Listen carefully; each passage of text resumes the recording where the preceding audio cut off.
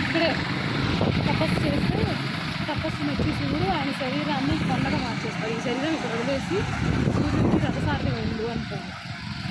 ఈ శరీరం అనురుడి శరీరం ఈ కొండ అరుణాచలం కొండ.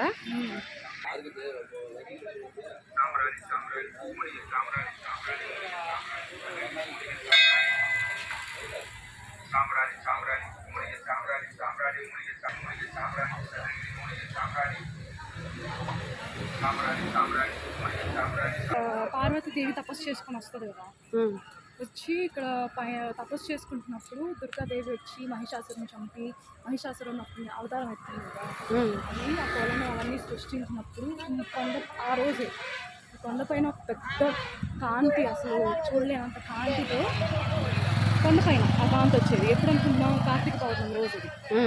ఆ కాంతిలో శివుడు దర్శనం ఇస్తాడు. ఆ కాంతిని చూసి పార్వతీదేవి తన గౌరవాన్ని అనుకుంది శివరూపం తీసుకుంటుంది. మొట్టమొదటిసారిగా శివపార్వతులు ఇద్దరు అర్ధనారీశ్వర అవతారం ఎత్తింది ఈ అరుణాచలంలో. కాబట్టి ఇక్కడ అరుణాచలేశ్వరుని అర్ధనారీశ్వరుడు కొలిచి పూజించాలని చెప్పారు గురువుగారు. ఈశ్వరుడు అని ఉంది, ఐశ్వర్యేశ్వరుడు. అవునమ్మా, కుబేరుడే కదా.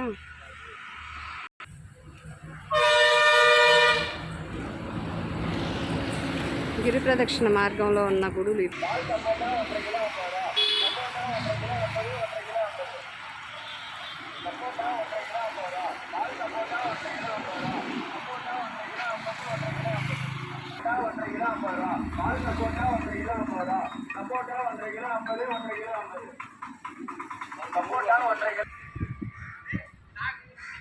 అరుణాచలంలో దుర్వాస మహర్షి గుడి.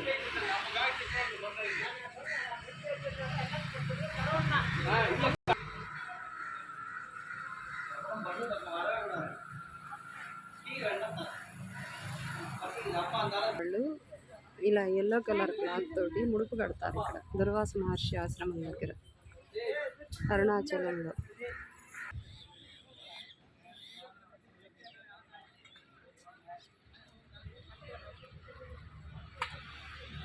నాగవేశ్వరం.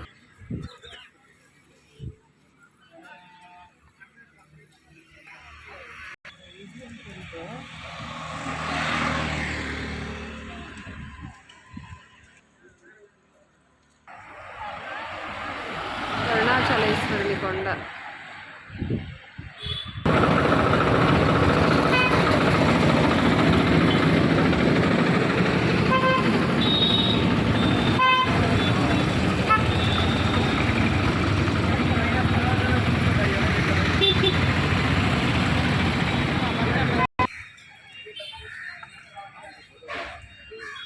గుడి లోపల వీడియో తీయట్లేదండి, అందుకని ఇది బయటనే చూపిస్తున్నాం.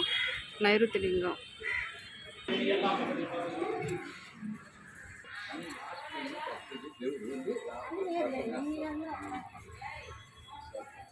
నైరుతి లింగం దగ్గర ఉన్న శని తీర్థం.